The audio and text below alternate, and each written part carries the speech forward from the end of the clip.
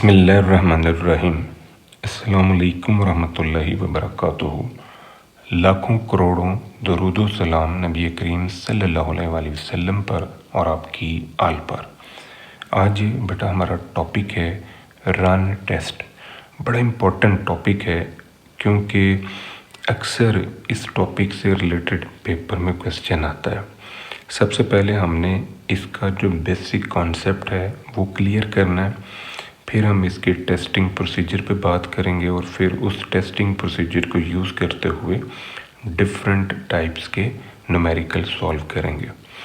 हमारे पास बेटा total 4 parametric test हैं जिनको हम जब अप्लाई करते हैं तो हम एक अजम्पशन ऑब्ज़र्व करते हैं कि तमाम सैंपल्स जो हैं वो रैंडमली हमने सेलेक्ट किए हैं। अब ये चारों parametric test G test, T test, F test और अनोवा टेस्ट हैं। अब ये जो अजम्पशन है, अगर हमारी ये अजम्पशन पूरी ना हो तो फिर हम ये पैरामीट्रिक टेस्ट यूज़ नहीं कर सकते। फिर हमें इनका अल्टरनेटिव ढूंढना है और इनका जो बेस्ट अल्टरनेटिव है जो इस अजम्पशन की अदम मौजूदगी में हम यूज़ करते हैं वो रन टेस्ट है। और रन टेस्ट जो है ये रैंडमनेस को स्टडी करने में हम अप्लाई करते हैं। फर्स्ट ऑफ ऑल हम ये क्लियर करते हैं कि रन किसे कहते हैं। तो रन जो है बेटा बेसिकली सीक्वेंस ऑफ सिंबल है जो हम लोअर टू अपर या अपर टू लोअर फॉर्म की तरफ ऑब्जर्व करते हैं, एक काइंड से दूसरी काइंड की तरफ। आप नोटिस करें ये हेड एक काइंड है, एक किस्म है, टेल दूसरी किस्म है। तो हमने left to right in kinds को ऑब्जर्व किया। तो ये हम राइट टू लेफ़्ट भी कर सकते हैं। ये राइट साइड पर एक काइंड है, फिर इसी तरह ये एच दूसरी काइंड है, तो हम राइट टू लेफ़्ट जा रहे हैं। इट मीन्स कि जो सिंबल्स हैं वो एक काइंड से दूसरी काइंड की तरफ जो चेंज आ रहा है उस चेंज को हम रन कहते हैं। मसलन ये एक रन है, तो ये दूसरा रन है, ये तीसरा रन है, ये चौथा है, ये पांचवा है, ये छठा है, ये सातवां है, ये आठवां है। यानी जहाँ पर सीक्वेंस चेंज हो रहा है तो वो एक रन कंसिडर होगा। मसलन मज़ीद इसको हम क्लियर करते हैं कि नोटिस करें कि यहाँ पर हमारे पास 2 रन हैं। एक ये हेड आ रहा है और बाद में ये टेल है, तो 2 कैटेगरीज हैं। तो ये 2 रन हमारे पास आ गया। अब मज़ीद देखें यहाँ पर एक ये रन है, एक ये टी आ गया, फिर एच आया, 3 हो गए, फिर टी आया 4, फिर एच 5 और ये फिर टी 6 रन है। 6 सीक्वेंस हैं जो हमें नज़र आ रहे हैं। इसी तरह यहाँ पर नोट करें, पहले फीमेल, फिर मेल, फिर फीमेल, फिर मेल, फिर फीमेल, तो ये टोटल 5 रन हैं। अब इनमें जो नोटेशंस हम यूज़ करेंगे, जो N1 है, N1 हमारे पास नंबर ऑफ सिंबल है फर्स्ट काइंड का, और N2 जो है ये नंबर ऑफ सिंबल्स है सेकंड काइंड के लिए, और जो N है ये इन दोनों को सम अप करके हमें मिलेगा, और G जो है ये नंबर ऑफ रन्स को शो कर रहा है। यानी सीक्वेंस में जो रैंडमनेस है उसको ऑब्जर्व कर रहा है। आप नोट करें कि इसमें हमारे पास N1 क्या है। अब हमने हेड काउंट करने के, हेड कितने हैं, 1 2 3 4 5 6 7 8, तो N1 की वैल्यू है 8। अब N2 टेल को काउंट करें, 1 2 3 4 5 6 7 8 9, तो N2 हमारे पास है 9। इन दोनों को सम अप कर लें तो ये हमारा N आ देगा जो कि 17 है। अब G जो है ये नंबर ऑफ रन्स है, यानी सीक्वेंस में जो चेंज आता है। तो आप नोट करें ये पहले हेड है 1 रन, ये 2 रन, 3 4 5 6 7 8 और फिर ये 9, तो G की वैल्यू आ गई 9। अब यहाँ पर तो आपको ये सिंबल्स दिए गए, यानी हेड और टेल आपको दे दिए। तो अगर ये डाटा न्यूमेरिक फॉर्म में हो तो फिर आप उसमें से रन कैसे निकालेंगे। तो अब यहाँ पर आपने एक ये एग्जांपल भी देखनी है कि इन केस के आपको डाटा न्यूमेरिकल फॉर्म में दिया तो फिर आपने रन्स को किस तरह ऑब्जर्व करना है। तो ये जो डाटा है हम इसको पहले असेंडिंग ऑर्डर में लिखेंगे। असेंडिंग ऑर्डर में लिखने के बाद फिर हम इसका मीडियन निकालेंगे। तो मीडियन के लिए जो हम फार्मूला यूज़ कर रहे हैं वो है n+1/2th वैल्यू। टोटल जो ऑब्जर्वेशन हैं वो हैं 10। तो 10 जब मैं 1/2 ये 5.5 डाटे को मैंने ये असेंडिंग ऑर्डर में लिख लिया। अब 5.5 का मतलब ये कि 5वीं वैल्यू और 6ठी वैल्यू के दरमियान हमारा आंसर है। इन दोनों को जमा करें, 2 पे तकसीम करें तो ये 50 जो है ये हमारा मीडियन है। अब हमने देखना है कि इस डाटे में कितनी वैल्यूज़ हैं जो 50 से बड़ी हैं और कितनी वैल्यूज़ हैं जो 50 से छोटी हैं। तो आप नोटिस करें कि जो वैल्यूज़ हमारी 50 से बड़ी हैं उनको मैंने रिप्लेस कर दिया a के साथ, और जो वैल्यूज़ 50 से छोटी हैं उनको रिप्लेस कर दिया b के साथ। तो यहाँ पर जहाँ जहाँ आंसर 50 से बड़ा है उसकी जगह b लिखा, और जहाँ आंसर 50 से छोटा है उसकी जगह जहाँ आंसर 50 से बड़ा है उसकी जगह a लिखा, और जहाँ आंसर 50 से छोटा है उसकी जगह b लिख दिया। ये पैटर्न आ गया। अब इसमें n1 जो है ये फर्स्ट काइंड है, 1 2 3 4 और ये 5। n2 देखें 1 2 3 4 और 5, ये दोनों को सम अप कर लें तो ये 10। तो g नंबर ऑफ रन हैं, एक रन ये है, एक ही हो गया। फिर ये 2 हो गए, 1 2 3 4 5 6 और ये 7 चेंजेस आ रही हैं। तो ये आपके पास 7G का आंसर बन गया। अगर हमारा सैंपल जो है वो लार्ज है, मतलब n1 और n2 दोनों में वैल्यूज़ जो हैं वो 20 से बड़ी हैं, 20 से ज़्यादा है, तो फिर इसका मतलब है कि ये लार्ज सैंपल है। तो ऐसी सिचुएशन के अंदर जो सैम्पलिंग डिस्ट्रीब्यूशन है नंबर ऑफ रन्स का वो नॉर्मल डिस्ट्रीब्यूशन को फॉलो करेगा with mean mu and variance sigma square या स्टैंडर्ड डेविएशन सिग्मा। तो इस सिचुएशन के अंदर जो हमारा म्यू है वो हम इस फार्मूले से निकालेंगे, और जो सिग्मा है वो इस फार्मूले से हम बनाएंगे, और फिर स्टैंडर्ड नॉर्मल वेरिएबल हम डिज़ाइन करेंगे g minus mu over sigma, जो कि स्टैंडर्ड नॉर्मल डिस्ट्रीब्यूशन को फॉलो करेगा विद मीन 0 एंड वेरिएंस 1। ये टेस्ट स्टेटिस्टिक जो है ये हम यूज़ करेंगे in case of large sample. तो जब हमारे पास ऑब्जर्वेशन जो है 20 या 20 से कम है तो फिर इसे हम कहते हैं स्मॉल सैंपल।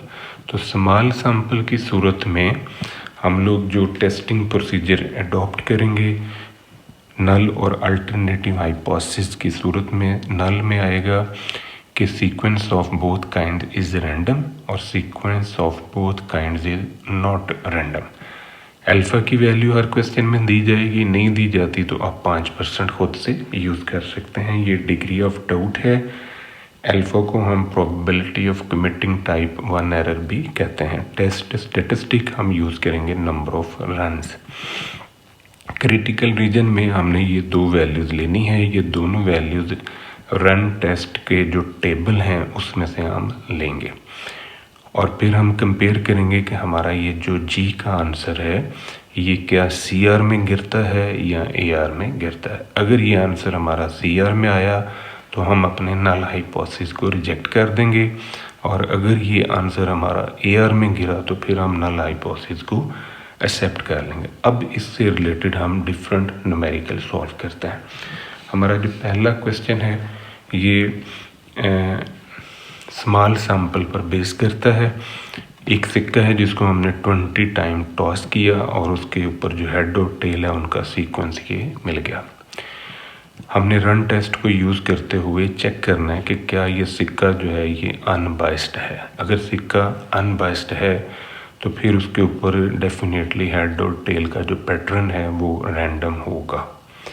इसी तरह sequence of head and tail is not random. ये नल और अल्टरनेटिव हाइपोथेसिस हो गए। अल्फ़ा की वैल्यू हमारे पास है 5%।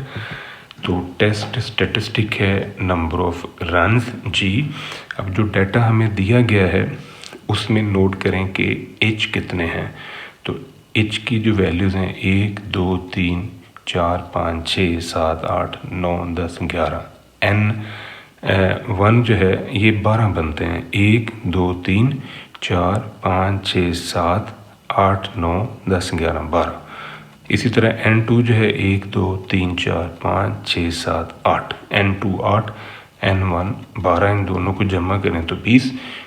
जी जो है नंबर ऑफ रन्स को शो कर रहा है, ये 11 है। नोट करें कितनी दफ़ा सीक्वेंस ब्रेक हो रहा है। हेड के बाद टेल ये 1 2 3 4 5 6 7 8 9 10 11। तो जी की वैल्यू 11। अब हमने आना है क्रिटिकल रीजन में। तो क्रिटिकल रीजन में हमारा जो अल्फ़ा है वो है 5%। और टू टेल टेस्ट में हम काम कर रहे हैं क्योंकि नल हाइपोथेसिस हमारा रैंडम और नॉट रैंडम का है। तो हमने अब रन टेस्ट के टेबल से वैल्यू लेनी है। N1 12 और N2 8 के अगेंस्ट वैल्यूज़ लेनी है। ये मेरे पास डॉक्टर अफजाल बेग साहब का टेबल है। N1 की वैल्यू हमारे पास है 12 और N2 है 8। तो यहाँ से 12 और इधर से 8, तो ये पहली वैल्यू आ गई 6। इसी तरह ये अपर वैल्यू भी निकालते हैं। तो N1 है 12 और N2 है 8, तो ये नेक्स्ट वैल्यू आ रही है 16। तो अब लोअर और अपर वैल्यूज़ हमारे पास आ गई क्रिटिकल रीजन के लिहाज से 6 और 16। हमारा ये जो G11 है ये एक्सेप्टेंस रीजन में फॉल कर रहा है। ये वैल्यू हमारी CR में फॉल नहीं कर रही। तो जब ये वैल्यू हमारी CR में फॉल नहीं कर रही तो हम अपने नल हाइपोथेसिस को रिजेक्ट नहीं करेंगे, बल्कि हम अपने नल हाइपोथेसिस को एक्सेप्ट करेंगे। और हम ये रिज़ल्ट जनरेट करते हैं कि जो सीक्वेंस है हेड और टेल का वो बिल्कुल रैंडम है और सिक्का जो है वो अनबाइस्ड है। नेक्स्ट क्वेश्चन है, ये 25 से कस्टमर्स हैं जो किसी डिपार्टमेंटल स्टोर में विज़िट करते हैं और इनमें जो मेल और फीमेल का पैटर्न है वो हमें दे दिया। हमने अल्फ़ा 5% के ऊपर इनकी विज़िटिंग को स्टडी करना है कि मेल और फीमेल की जो विज़िटिंग है डिपार्टमेंटल स्टोर में वो रैंडमली है। तो नल हाइपोथेसिस हमारा बनेगा sequence of male and female is random, sequence of male and female is not random. Alpha 5%। Test statistic हमारा है नंबर ऑफ रन्स। तो इसमें नोट करें कि F कितने हैं और M कितने हैं। N1 हमारा F को शो कर रहा है, N2 हमारा M को शो कर रहा है। और G जो है ये नंबर ऑफ रन्स हैं। सीक्वेंस को ऑब्जर्व करें 1 2 3 4 5 6 7 8 9 10। तो G हमारे पास है 10। N जो है ये इन दोनों को सम अप करके 25। अब हमने क्रिटिकल वैल्यूज़ निकालनी है रन टेस्ट के टेबल से। N1 है 15 और N2 है 10। तो ये टेबल में 15 को 10 पे देखें, ये 15 और इधर से 10 इनको अटैच करें तो ये 7 आ रहा है। अपर वैल्यू जब हम देखेंगे तो अपर वैल्यू में ये 15 और इधर से 10, तो ये 18 वैल्यू हमारे पास आ रही है। अब आप नोटिस करें कि आपका जो G का आंसर है वो AR में गिर रहा है, क्योंकि ये G की वैल्यू 7 और 18 के दरमियान है। ये वैल्यू हमारी CR में नहीं आ रही। तो जब ये वैल्यू हमारी CR में नहीं आ रही तो हम अपने नल हाइपोथेसिस को रिजेक्ट नहीं करेंगे, बल्कि हम उसे एक्सेप्ट कर लेंगे। नेक्स्ट क्वेश्चन है, ये न्यूमेरिकल ऑब्जर्वेशंस हैं, हमने रैंडमनेस को स्टडी करना है। तो फर्स्ट ऑफ ऑल हम इस डाटे की रैंकिंग करते हैं। असेंडिंग ऑर्डर में इनको हमने लिख लिया। असेंडिंग ऑर्डर में लिखने के बाद हमने इसका मीडियन निकाला। अब मीडियन का जो फार्मूला है n+1/2th वैल्यू, तो 20 जमा 1/2 से ये 10.5 आ रहा है। 10.5 मीन 1 2 3 4 5 6 7 8 9 10। ये 10वीं वैल्यू 0.5 आपने आगे जाना है। तो इन दो को जमा करें, 2 पे तकसीम कर लें, तो ये हमारे पास 27 आ रहा है। अब इस डाटे में से वो नंबर जो 27 से बड़े हैं उनको आपने ए एलोकेट करना है और वो नंबर जो 27 से छोटे हैं उनको हमने बी एलोकेट कर देना है। तो जब हम ये एलोकेट करेंगे इनमें नंबर्स को, जो 27 से बड़े हैं ए और जो 27 से छोटे हैं बी, तो ये सीक्वेंस हमें नज़र आ जाएगा। ये जो दो लाइनें लगी हुई हैं यहाँ पर 27 है, तो 27 में से इक्वालिटी वाला जो है उसे हमने छोड़ देना है, क्योंकि हमने मीडियन से ऊपर और मीडियन से नीचे वाली वैल्यू को पिकअप करना है। तो अब हम लिखते हैं जी sequence of A and B is random और sequence of A and B is non random. Alpha की वैल्यू 5%। अब नोट करें कि इसमें बी कितने हैं, तो इसमें जो बी की तादाद है वो 9 है और जो ए हैं वो भी 9 है और टोटल हमारे पास वैल्यूज़ हैं 18। टोटल 20 थी पहले, दो बीच में 27 नंबर की थी वो आउट होगी, मीडियन नंबर हमारा आउट हो गया, तो बाकी जो बचे वो 18 हैं। अब हमने गिनना है कि रन्स कितने हैं, तो सीक्वेंस ऑब्जर्व करें 1 2 3 4 5 6 7 8 9, तो जी हमारे पास है 9। अब हमने क्रिटिकल टेबल से वैल्यूज़ जो है ना ये हमने लेनी है। 9 को 9 पे हमने ऑब्ज़र्व करना है। तो जब हम 9 को 9 पे ऑब्ज़र्व करते हैं तो रन टेस्ट के टेबल में इधर से 9 और इधर से भी 9, ये 5 आ गया और इसी तरह इधर से 9 और इधर से भी 9, तो ये 15 आ रहा है। तो ये दोनों वैल्यूज़ हमने निकाल ली, लोअर और अपर वैल्यू। अब ये जो हमारा आंसर है 9, ये ए आर में आ रहा है क्योंकि इससे लिमिट के ये दरमियान है, ये सी आर में नहीं गिर रहा, तो हम अपने नल हाइपोथेसिस को रिजेक्ट नहीं करेंगे बल्कि हम उसे एक्सेप्ट कर लेंगे। अब हम क्वेश्चन सॉल्व करते हैं फॉर लार्ज सैंपल। तो फॉर लार्ज सैंपल के लिए हमारे पास ये 48 टूल्स हैं जो किसी मशीन ने बनाए हैं और उनका sequence for good and defective दिया हुआ है। जो गुड आइटम है या गुड टूल है उसको जी लिखा है, जहाँ पर डिफेक्टिव आइटम प्रोड्यूस हो रहा है उसे डी लिख दिया है। तो हमने ये ऑब्ज़र्व करना है कि जो डिफेक्टिव और गुड का पैटर्न है वो रैंडम है। सीक्वेंस को हमने स्टडी करना है कि वो रैंडम है। तो sequence of good and defective is random, sequence of good and defective is not random. ये हमारा नल और अल्टरनेटिव हाइपोथेसिस हो गया। इसके बाद हमने अल्फ़ा की वैल्यू ली है, तो अल्फ़ा की वैल्यू है 5%। अब इस डाटे में हमने देखना है कि जी कितना है। जी है नंबर ऑफ रन्स और N1 है जी और N2 है डी। तो इसमें जो जी हैं उनको काउंट करना है, तो ये हमारे पास N1 की वैल्यू आएगी 38 और फिर हम डिफेक्टिव को काउंट करेंगे तो N2 की वैल्यू है 10 और फिर हमने काउंट करना है नंबर ऑफ रन्स को। तो 1 2 3 4 5 6 7 8 9 10 और ये 11। तो ये जो जी की वैल्यू है नंबर ऑफ रन्स, ये हमारे पास आ गए 11। अब हमने आना है क्रिटिकल रीजन में। तो क्रिटिकल रीजन में अगर इस क्वेश्चन को भी हम ऑब्ज़र्व करना चाहते हैं सैम्पल साइज स्मॉल के लिहाज से, तो फिर हमने वो टेबल को देखना है, रन टेस्ट के टेबल को। तो टेबल में चूँकि वैल्यू यूज़ होती है 20 तक, तो इस वजह से आप नोटिस करें कि 20 से आगे ये वैल्यू नहीं है। इट मीन्स कि हमें फिर ये टेबल इस तरह यूज़ नहीं करना। हम यहाँ पर जो नॉर्मेलिटी वाला मेथड है वो यूज़ करेंगे, यानी जी टेस्ट हम लगाएंगे यहाँ पर। तो जी टेस्ट लगाने के लिए जो N1 और N2 की कीमतें हैं ये हम इसमें रखेंगे। N1 हमारा 38 है, N2 हमारा 10 है। तो ये कीमतें यहाँ पर रख के हमने ये सॉल्व किया। n की वैल्यू जो है ये आ जाएगी 48 क्योंकि ये हमने निकाले हुए हैं N1 N2 और ये n। तो ये कीमतें यहाँ पर पुटअप करने से मीन आ गया।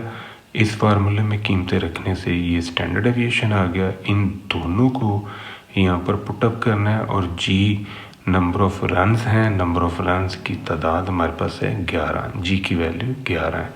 तो ये कीमतें रख के हमने टेस्ट स्टेटिस्टिक की वैल्यू निकाली -2.61। अब इसको हमने क्रिटिकल रीजन में लेके जाना है। तो क्रिटिकल रीजन हमारा 2 टेल है। उसकी वजह ये कि जो अल्टरनेटिव हाइपोथेसिस है वो नॉट इक्वल का है। तो क्रिटिकल रीजन हमारा स्टैंडर्ड नॉर्मल डिस्ट्रीब्यूशन के हवाले से ही बनेगा GC greater than equal to G alpha by 2। अब ये वैल्यू जो है ये हमने टेबल से लेनी है। तो ये जो डॉक्टर अफजाल बेग साहब का टेबल है इसमें से हमने 0.025 को देखना है। तो ये 0.02 इसको 5 पे देखें तो ये आंसर है 1.96। इधर से 0.02 और इधर से 5। तो ये वैल्यू माइनस के साथ लिखी जाएगी और जब हम यहाँ से वैल्यू देखेंगे तो यही वैल्यू हम प्लस के साथ लिखेंगे। तो ये दोनों वैल्यू जो हैं ये आ जाएंगी, लेफ़्ट वाली भी और राइट वाली भी। अब आप नोट करेंगे ये जो आंसर हमारा आया है इस आंसर को जब हम यहाँ पर रख के इसके साथ कंपेयर करते हैं तो आप नोटिस करें कि आपका ये जो आंसर है ये CR में गिर रहा है, क्योंकि जब ये कीमत यहाँ पर रखी जाएगी मॉड की वजह से ये प्लस हो जाएगी, प्लस होगी तो फिर ये इससे बड़ी है। तो ये वैल्यू हमारी CR में गिरी, CR में गिरने से हम अपने नल हाइपोथेसिस को रिजेक्ट कर देंगे। इसका मतलब है कि जो सीक्वेंस है गुड और डिफेक्टिव आइटम का वो रैंडमली नहीं है, यानी वहाँ पर रैंडमनेस होल्ड नहीं कर रही। तो इस टॉपिक से रिलेटेड ये कुछ क्वेश्चन हैं बेटा, ये आपने ख़ुद करने हैं, ये मैंने प्रैक्टिस के लिए आपको दिए हैं। तो इन क्वेश्चंस को आप रन टेस्ट की एप्लीकेशन की प्रैक्टिस के लिए ख़ुद सॉल्व कर सकते हैं। ये था बेटा आज का हमारा टॉपिक। दुआ में याद रखिएगा। इंशाल्लाह अगली वीडियो के साथ फिर हाजिर होंगे। फ़ी अमान अल्लाह।